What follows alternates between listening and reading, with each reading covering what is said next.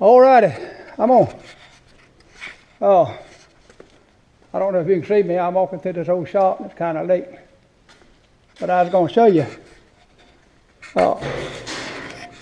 this stuff right here.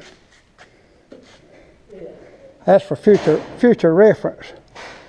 That's magnets out of old speakers.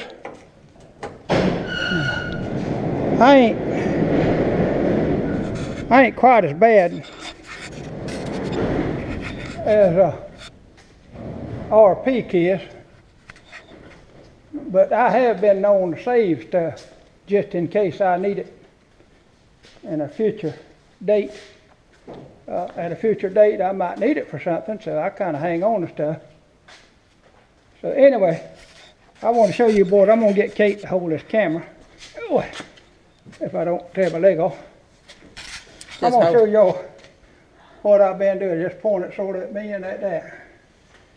What I've been up to today. The other day I run my excavator out of fuel. And I put fuel in it and then it didn't want to run like it ought to. I changed the filter and changed the air filter and it still wouldn't run like it ought to. So I got one of them magnets that come out of one of them speakers. Now listen, I had to think about this thing. If I didn't need Wes, but if I'd have had Tim here, I can boss as good as Wes can, but I can't work like Tim can. But if I'd have had Tim here, I could have got him to take this fuel tank off for me and look in there and see what it was and what the problem is. But Tim wasn't here. And then I thought, well, if I had old Brown here, I could have got Brown to cut this top out of this tank where I could just reach my hand in there and get whatever's in the way out of the way.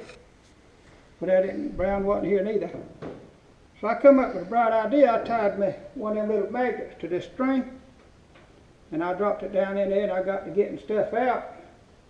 But I couldn't do it like I wanted, so I took this old pry bar, and I stuck it in there to kind of guide that magnet around on that string. And I messed around and dropped that in my fuel tank, and it went all the way to the bottom and laid down. So I had to go in there and coon me out or fix me a thing to coon that thing out with. I got me a piece of flat iron and I bent it and picked if I could get that out. I got that out. And then I straightened it back out a little bit and I put one of them magnets, bolted it on there. And I got to fishing out what was in my fuel tank. And I wouldn't have known what it was. But I watched a video this morning, and old Stony 64, I believe he called himself, with this crosley convertible. And the floorboard had rusted out of it. Well, I found it, Stony. It was in my fuel tank. There it is right there. I reckon I could put it in an envelope and mail it back to you, but you probably done got another floorboard ordered by now and you probably wouldn't want this back.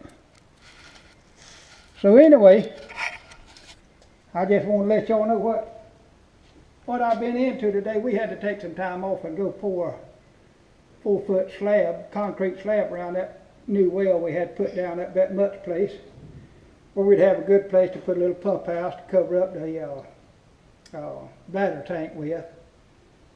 But anyway, we got this out of here, so I think she'll run now. We got another problem with this thing. It's got an alarm going off. It's like the temperature's running hot, but it ain't running hot. So tomorrow, I'll see if I can get in there to that. This thing's hard to get to, for me especially. Get in there to that thermostat and get my tester and see if I can see what's going on to make that alarm go off. But that's another day's work. I hope I don't find somebody's parts off of somebody else's rat rod in there. But anyway, y'all have a good day. And thanks for watching.